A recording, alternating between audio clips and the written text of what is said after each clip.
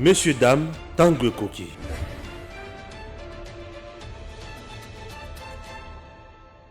Nous sommes là à bord des Congo Airways. Chers compatriotes, Congo Airways, le léopard volant, fait toujours son travail. Et son travail, c'est même les Congolais de X coin na Y coin. C'est par exemple Patrice Emery Lumumba, Azaki na Bruxelles, la Belgique, Congo Airways, compagnie Mboka ya Bana Congo, et qui n'a quitté na Belgique et juillet, et Zongisie na Congo, Bisika à Salamoussala. Cette entreprise n'est pas en faillite. Oui, cette entreprise doit vivre, doit fonctionner pour aider les Congolais. Sur le plan commercial, elle doit aussi remplir sa mission sociale pour que le pays soit à l'aise. Un pays doit avoir de l'eau qu'on aille. Congo Airways, sur le plan, il y a la frontière, sur le plan, il y a MIPP.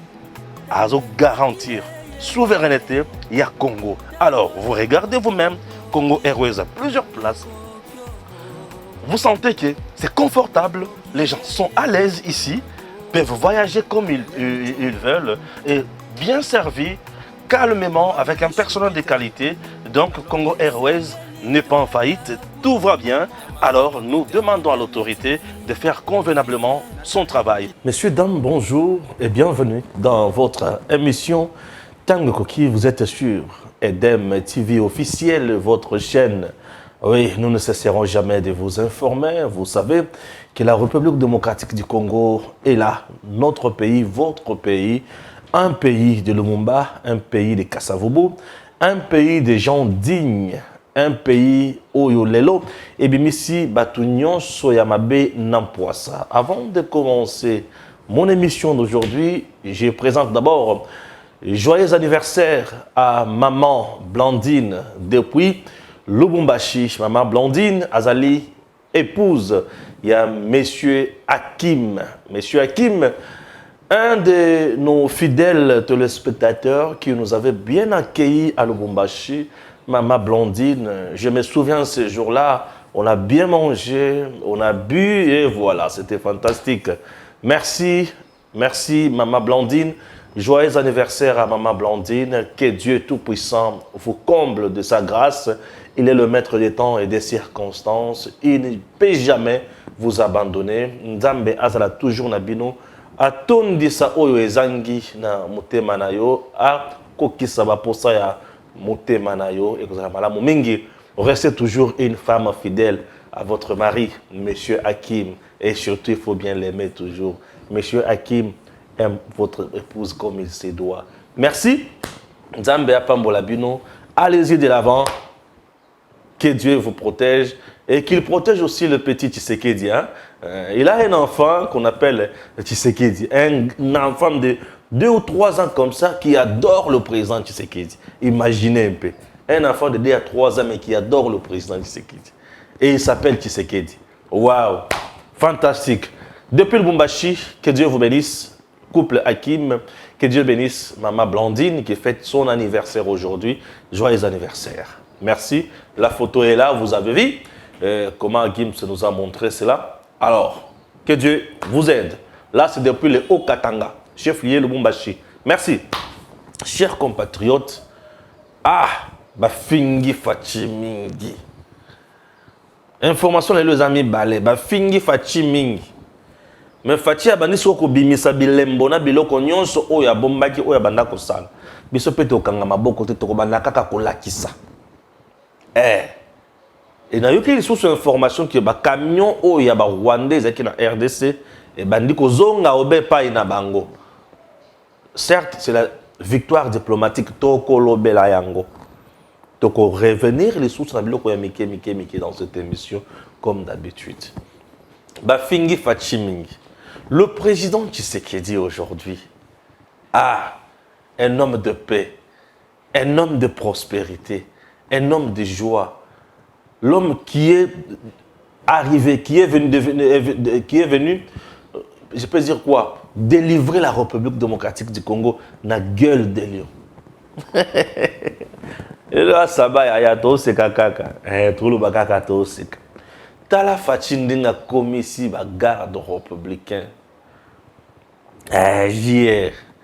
Alobi JR bato bayebaka mosala na ete JR abatelaka mokonzi ya mboka, JR abatelaka famille ya mokonzi ya mboka, JR abatelaka le hôte ya mokonzi ya mboka. JR ye wana. Or le fait ya kobatela mokonzi ya mboka, JR ali kobatela ekolo. Peut-être le président azali symbole à unité nationale. Le président azali en même temps garant à bon fonctionnement de l'institution, et le président azali en même temps na obligation, na devoir ya kobattre l'intégrité territoriale. Mais azalaka sikoye mon côté bato bazalaka zinga na yeba bengi bango ba JR. Et le président Tshisekedi alobi te JR bato oyo ba sondola ki bango soldat congolais oyo azalaki mutu atina te mutu bagangelaka pamba et pas ya badongolo miso pas ya Mabouina comme ça soldat congolais mutu anzala mutu apasi. Mabouina anyokola congolais mingi. Et au moment où je vous parle, nazo kende na ba photo malembe gim sazo bana so relaxa biso ba photo. Et loko boali komona o ezali hôpital oyo ezali destiné pour na ba JR. Ah, Fachi incompétent. Mais tala un incompétent biloko ali ko sala. Ah, Fachi incompétent. Mais comment tu comprends Fachi incompétent? Un incompétent peut réaliser une telle œuvre pour le militaire. Fachi incompétent. Tala hôpital. Lula hôpital. Ba photo nyonso yo gim sana posa ye monan. Lula hôpital. Tala la carte hôpital. Lula hôpital. Un militaire désormais. Il y a JR. À cause de la kozwa soin na ba condition oyo. Ayebi ke nenga ali ko batela mokonzi. Likama ikwei na nzela soin na ezali assuré. Non seulement misolo et mati, mais baye kozwa sous soin de santé babakisi. Ah, Fachi. Ça, c'est ce que nous appelons leadership éclairé à viser. C'est ça. C'est ça ce que nous appelons le patriotisme. Et avec ça, on dit, Monsieur le Président Zalawana, on a encore besoin de vous. Oh, ils ont un mandat ya liboso. Oh, ils ont un mandat ya kokoso ya bitumba. Il faut balongola na kabila, ba déraciner ba to kabila. Nata moke. Tala biloko asali. Nata kaka moke. Abundi sur le plan politique pour avancer ce système politique. Azobunda pour avancer ce système politique, mais entre-temps, azo travailler. Bongo soki sikoyo fachi en 2023. Azui sikoyo système politique yaye na ebandeli ya mandat.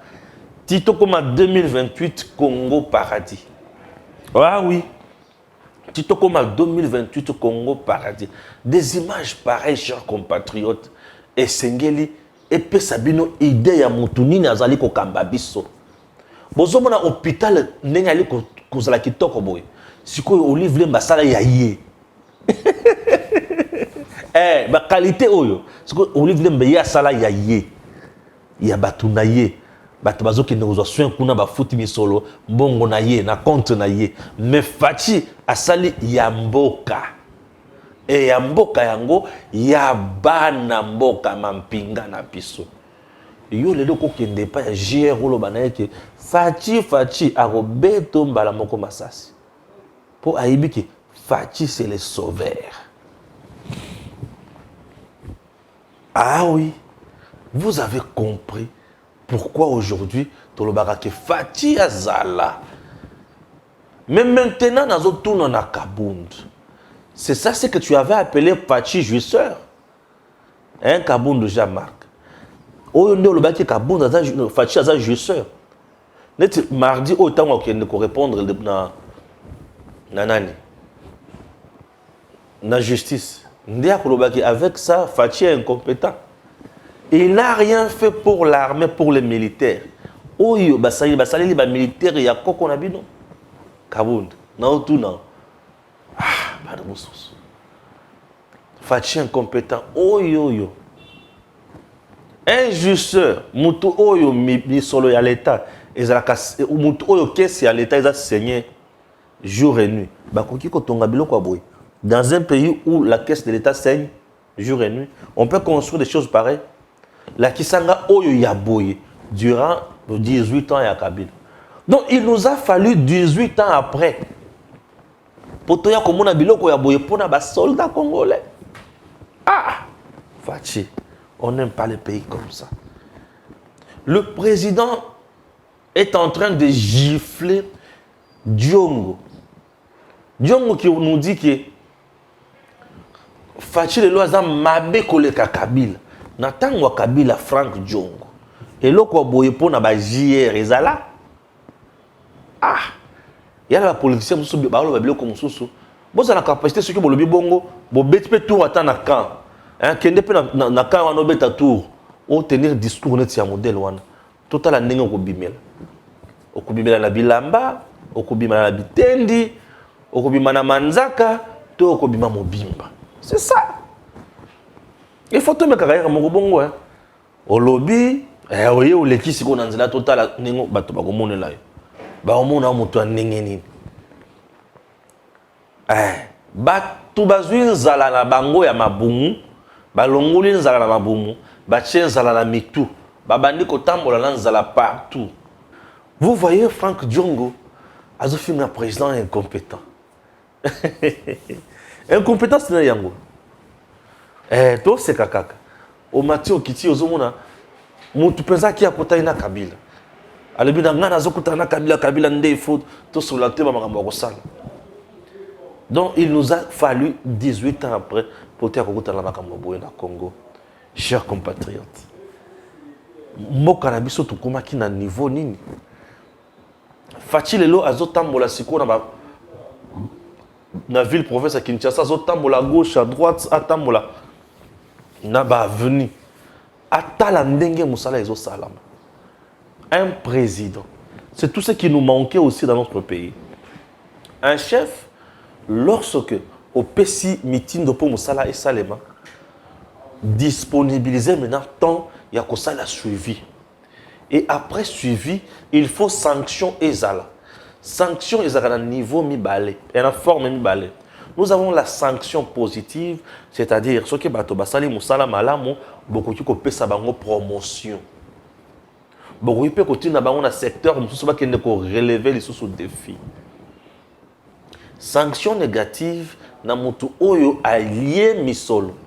Mutu oyo se comporter le ko la caméra. Aza mutu oyo il faut que longola ye. C'est ça. Pour ceux qui ont dit que la caméra est compliqué. Ceux qui ont dit que Frank Diongo est que trahison est qui. Il y a que Lokuta est qui. Oui, tu peux comprendre. Le langage est comme bon. Ceux qui ont dit que Kabunda est qui. Il y a que mutu oyo anginda kolekana bato banginda kalanoki. Banganga bakome ko tuna na metata. Bino bosangisi biloko nyonso bokoko obopesaka ye moko nganga komi kutuna me bat politicien ba komi konginda makasi boye ndenge nini bazo zwa misolo ebele kolekana basa na biso banganga bazo mituna ba komi okene pa ba politicien ba tuna bango bino bosimbi nini po bokoma boye po ya biso ndre ezaka na vitesse ya boyete nganga komi tuna nganga komi la confusion. Les politiciens, tout ça, continue à banzela moko ya compliqué. Je vais vous faire comprendre certaines choses.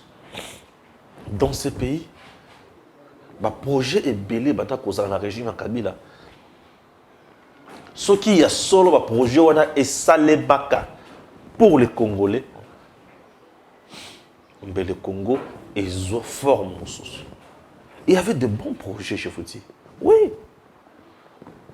Malheureusement, bon projet, babanda kosala, la médiatisation ya makasi, balakisi bato à gauche et à droite, tout ça et ça qui kakapona, balakisa bato oyo bakosala, mais il y a lokuta.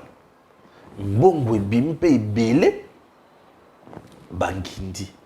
Les populations antikala zotala kakaboy. Et le comme côté salmé ponaye. Le régime de Kabila était comme ça. Imaginez Tshisekedi arrive au pouvoir. Un civil. Il a le cœur ya kosunga ba militaire. Mais régime na bango zaki régime ya ba militaire. Oyo yé na pouvoir mais sungi militaire. C'est compliqué. On te dit sur que ceux qui joueur a commis entraîneur, azana ba tactique de jeu facilement puisqu'à bêta qui balle. On te dit sur que ceux qui joueur a commis président, azana facilité à co-diriger ba équipe na pour que ba joueur ba sakana poste à X Y. On te dit sur que un journaliste a commis patron ya média a ebi comment ko média na pour a ebi ndenge ezalaka ekota kana ndenge bimelaka.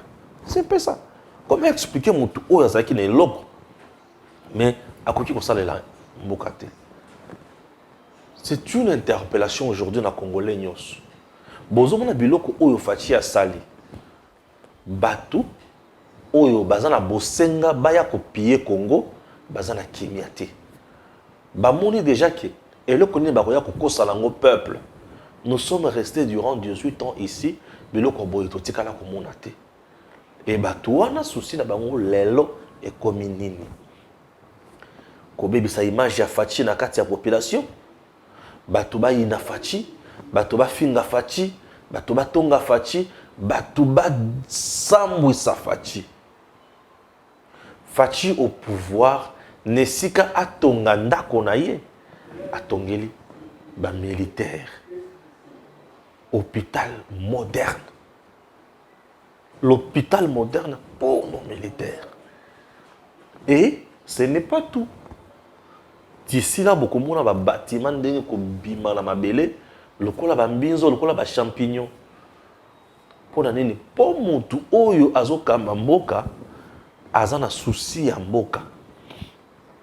Mutu oyo azoka mboka, alingi mboka etombwa ma ekende liboso. Mutu oyo azoka mboka, aye kotonga Congo. Fachi est venu construire le Congo. Il n'est pas venu s'enrichir. Lorsque Kabunda appelle Fachi jouisseur, avant Kabunda comme premier vice-président de l'Assemblée nationale, avant Kabunda comme Kabunda, Félix Tshisekedi dit abandonné déjà qu'on kende na poto et a collé la Belgique. A kende na poto aki azongi. Azaki mwana ya premier ministre na mboko oyo. Azaki mwana ya ministre de l'intérieur na mboko. Donc tu sais que dit azaki mwana ya parlementaire na mboko. Aza moto akuli na vie ya pasité. Pour aya ko sutukila biloko pour ayiba. Ba to ebele bomoni ba yibi facilement. Sont des gens ba koli na vie ya passé. Okotuna boya azaki chauffeur boye, azaki mécanicien kotoyo, azaki akumbaka vélo kotoyo, akumbaka boye kotoyo, miyibi bazé belé. Mais le président Tshisekedi n'est pas voleur. Akoya constat la jouissance nini. Puisque c'est quelqu'un qui a grandi na vie wana. Akoli na vie ya mbongo. Félix akoli muto apacité, bokola babiso. Non, disons-nous de vérité. Félix a mwana muto apacité. Raison pour laquelle atali pasi. Le président Zoloba wana série à Kabila, Bacheli, papa Étienne, nini résidence surveillée na limité. Fachi azo kota na mutuka. Ba policier bazo boya balobi awa kokota boyete alebité. Combattre ali ko sala ezali pona bino na bana na bino na basi na bino. Mosala tozo ko sala ezali pona biso ko tuté. Pour yebisanga Félix voulait devenir président de la République pour ça la soutenir. Pour toi Kindak, vie à propre à vivre bien. Il avait les soucis, le cœur pour ses compatriotes.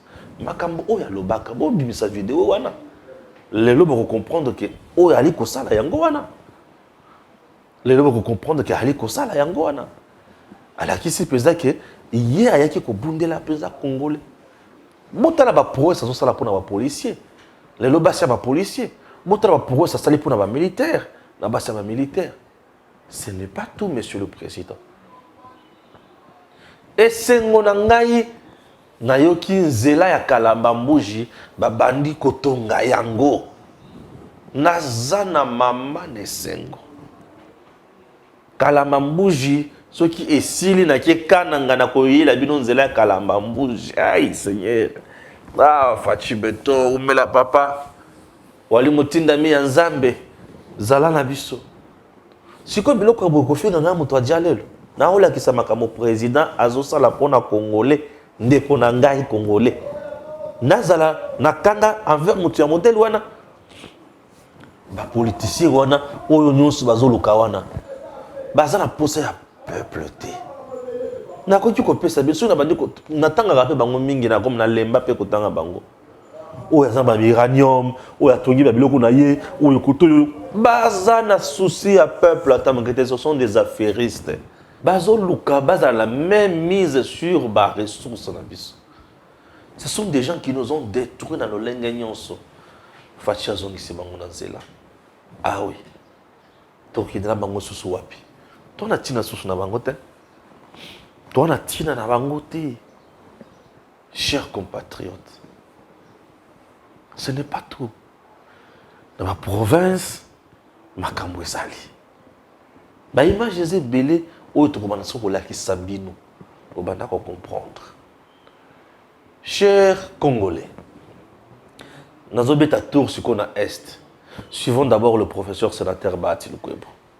Lors de mon passage à Bukavu et à Goma, dans les provinces du sud du Kivu et du nord Kivu, à marge de mes vacances parlementaires, en tant qu'élu, je me suis adressé à la population pour demander à ce que la jeunesse puisse s'enrôler dans les forces armées en vue de défendre la patrie, en vue de défendre notre pays, en vue de défendre les innocents qui sont ci et là tués suite à l'agression et à la guerre qui nous est faite injustement. Mais j'ai constaté que certains politiciens, certains opportunistes tentent de sortir mes propos de leur contexte en m'attribuant une quelconque responsabilité dans ce qui se passe actuellement.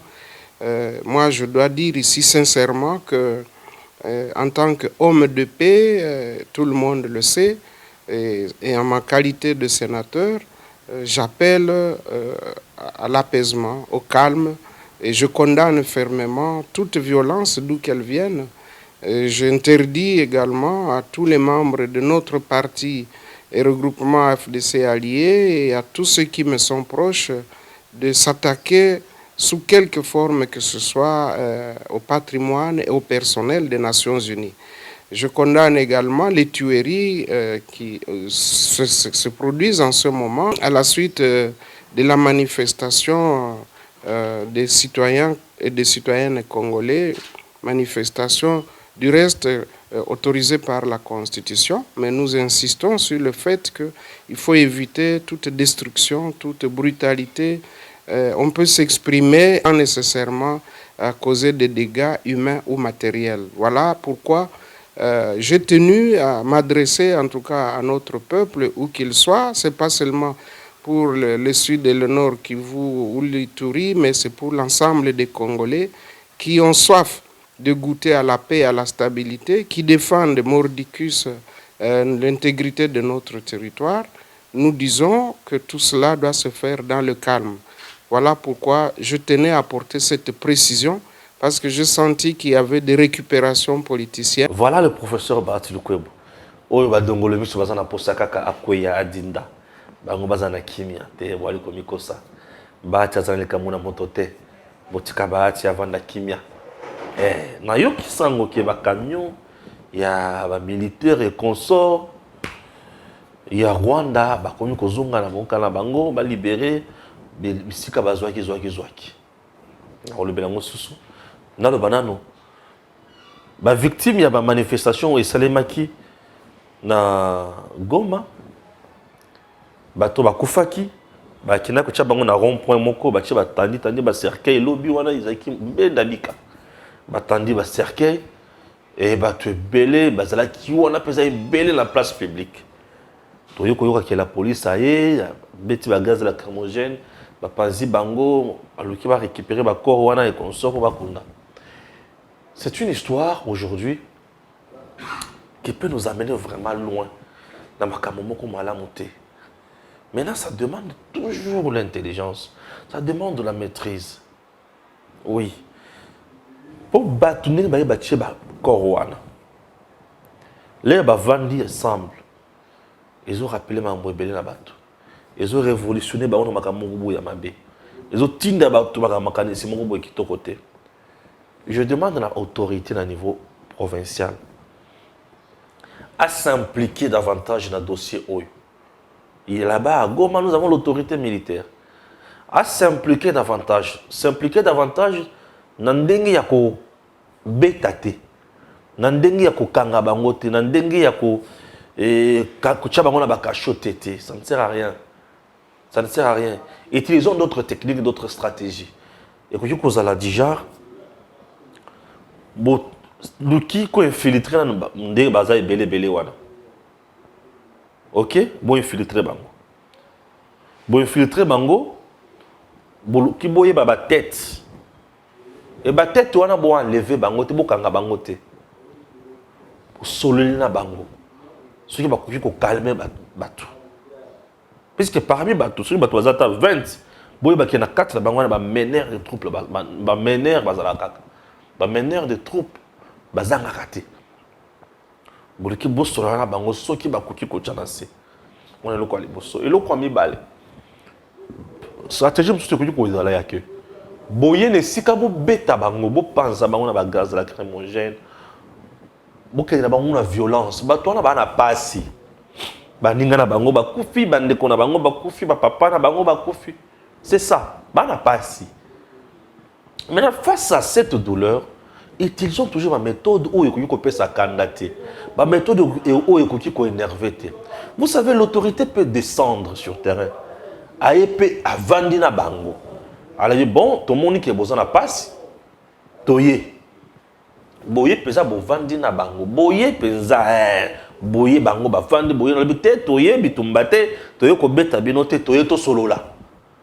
Bo Vandi bango ba Vandi na ngambo ko ba Vandi boye. Boche pesa ah, sous l'arbre à la palabre. Bovandi pesa, ba korone tandami.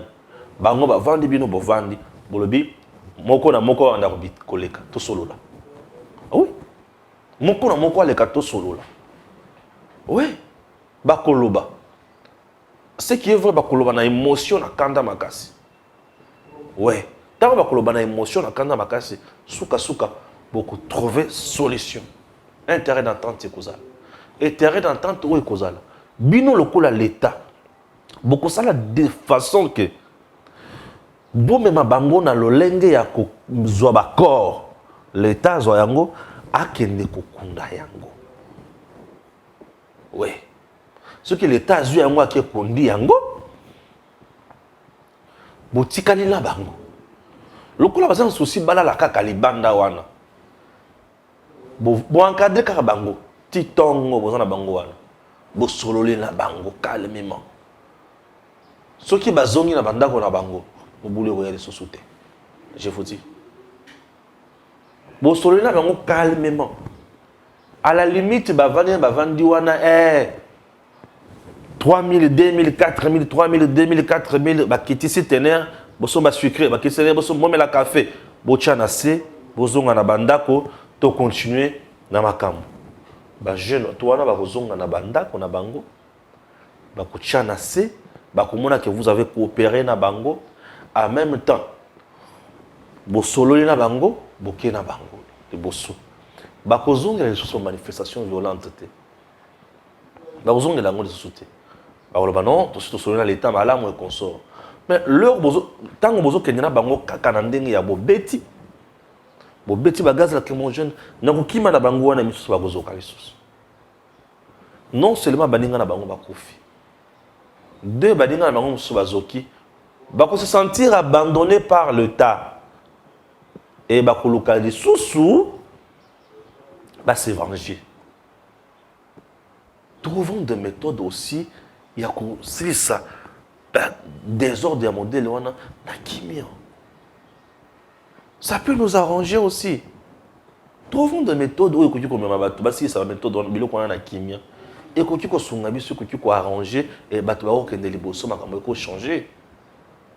Ce que tu préfères, tu kende na ndenge wana te. To kika na nyonso na makasi ça vous la malamu te. Si ça gagne nyonso kana makasi te. Ba moyen ezalaka ebele na ba stratégie ya ko résoudre nango ba problème. C'est très important. Ça c'est mon point de vue. C'est mon point de vue. Je n'encourage pas ba casse. Je n'encourage pas ba tuerie. Nos frères et sœurs bazo kufa déjà mingi. Et ça la passe mingi. Koyo kaka pour la manifestation de soso bato ba kufi les soso mutema passe kaka. Toko continuer kaka na kufa te. Toza bato esengeli to tonga mboka na biso. To kende liboso to tombola nde Congo. C'est très important. En dehors ya wana. Na yoki ke ba camp mignon ba militaire et zozonga ba Rwandais ba ozonga ekoso. C'est ce que j'ai entendu. Nazwina nos confirmations il y a solote. Nazwina nos informations il y a malonga tende na sana kati il y a ko sala investigation. Ce qui nazwi information il y a que bazozonga déjà ba camion ya Rwanda ou ya ki puna ravitailler makambo na bango ba komi kozonga. Na koya ko yibisa bino na ko sala toute une émission et puis vous allez comprendre que mboka na biso est comme à niveau tel et comme à niveau pakal. C'est très important. Mais mon appel aux jeunes, mon boulot est en atinati. Beaucoup en armée pour défendre convenablement notre pays. Nous sommes un pays qui est convoité na batonyos. Batona ba kotika la kotika biso na kimiate. Bozana posa MONUSCO azala na Congo te. Beaucoup en armée. Beaucoup zala ebele la kati armée.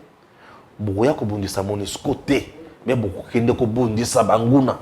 MONUSCO a sa partenaire na gouvernement congolais baya ki po ba secourir biso ba songa biso.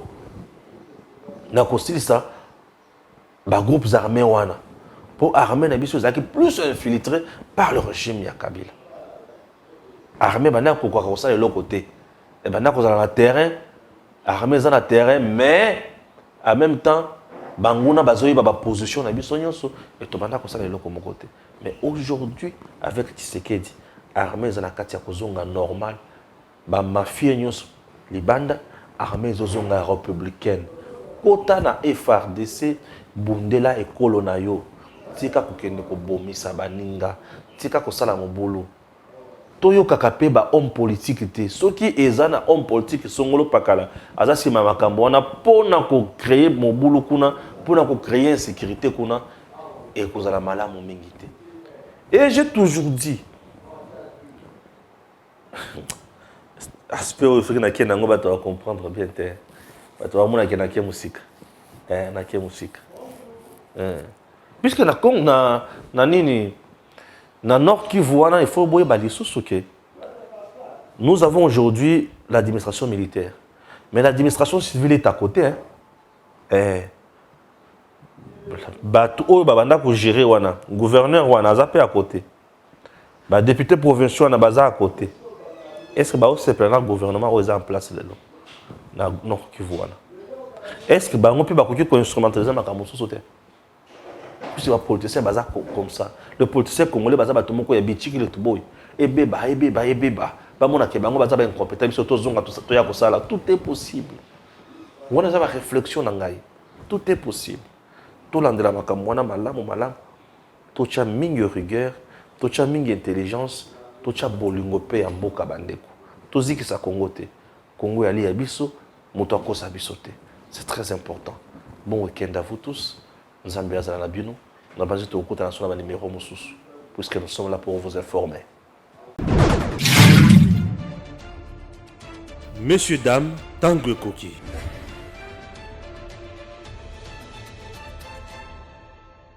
Nous sommes là à bord des Congo Airways. Chers compatriotes, Congo Airways, le léopard volant, fait toujours son travail. Et son travail, il y a même des Congolais qui ont X coin na Y coin. C'est par exemple Patrice Emery Lumumba, Azaki na Bruxelles, la Belgique, Congo Airways, compagnie ya mboka ya bana Congo. Et qui n'a quitté na Belgique et juillet et zongisie na Congo. Bisika asala musala. Cette entreprise n'est pas en faillite. Oui, cette entreprise doit vivre, doit fonctionner pour aider les Congolais. Sur le plan commercial, elle doit aussi remplir sa mission sociale pour que le pays soit à l'aise. Un pays doit avoir de l'okonaye. Congo Airways, sur le plan de la frontière, sur le plan de MIPP, a garantir souveraineté, il y a Congo. Alors, vous regardez vous-même, Congo Airways a plusieurs places. Vous sentez que c'est confortable, les gens sont à l'aise ici, peuvent voyager comme ils veulent et bien servis, calmement, avec un personnel de qualité. Donc, Congo Airways n'est pas en faillite, tout va bien. Alors, nous demandons à l'autorité de faire convenablement son travail.